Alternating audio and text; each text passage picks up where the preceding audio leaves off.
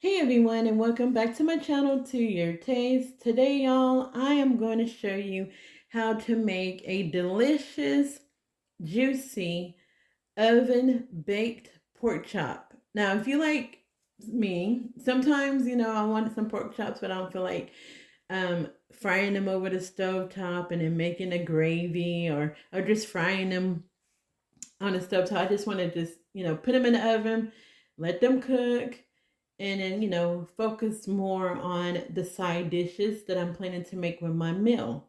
So this is a very easy recipe. You need some pork chops. I have some here, and mine are thicker and bigger than they normally would be at the supermarket because it comes straight from the farm. So the cooking times will vary on this one, depending on the thickness of your pork chops. The seasonings, you need paprika, onion powder, salt, garlic powder, black pepper, and you need some oil. And then also, I'm gonna get some paper towel because you want to make sure that you blot out or that you dry your pork chops before you add your oil and your seasonings. So let me grab my plate and some paper towels, and I will be back. All right, everyone. So I have a total of 3 pork chops, and I just want to show you. Look at all that marbling on this pork chop. All right, so I'm going to show you one. We're going to get that all seasoned up with our seasoning here. First, let's put our oil on our pork chop so that we can make sure that seasoning stays on there. Just going to rub that around on both sides here. All right, everyone, so we have our oil on both sides. So we're just going to sprinkle some of the pepper on here. Make sure you get that marbling as well. Garlic powder. No measurements, y'all. Just going by how it looks. Onion powder. And I'm also going to, sorry, I hit the stand. I am going to cut up an onion probably midway towards cooking. Let's go. I'll probably do it now. And then our paprika. That was salt and paprika. Give that a little color on here. And you're going to season both sides. And we're going to add this to our bacon dish. So I'm going to season up the rest of my pork chops. And then we're going to get them in a pan and put them in the oven. Okay, everyone. So I decided just to add 1 large onion to the bottom of my pan here. I'm just going to slice it up.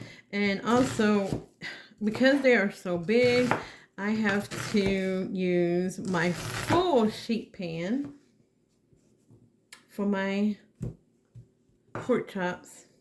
I'll try to use a 9x13 or to see if it would fit a 9x13, and it doesn't. All right. Got my onions cut. All right, so I just rubbed a little bit of oil on the bottom of my pan. So and then I cut up another one, so I have 2 onions. And I'm only doing that just to make sure that my pork chops have something to lay on. Just kind of spread that around. Oh, this little thing in here. Okay, so we have our onions spread out.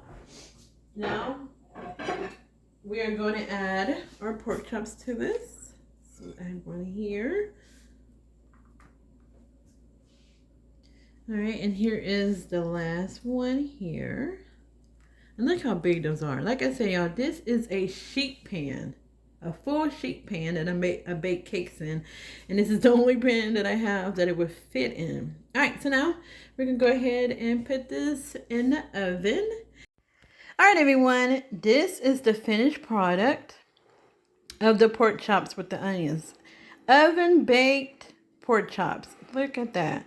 Now, these are so tender. And remember, because mine's a little thicker, and it's not like the normal ones you get from the store, it did take me, or it take mine about 1 hour and 30 minutes to cook it. But because you're baking yours or you're using pork chops from the grocery store, it will not take that long. So I would say probably for y'all, it'll probably take about anywhere to about 35 to 45 minutes. Depending on the thickness of your pork chops. So I just want to show you. Look at that. You see how to just barely, look at that.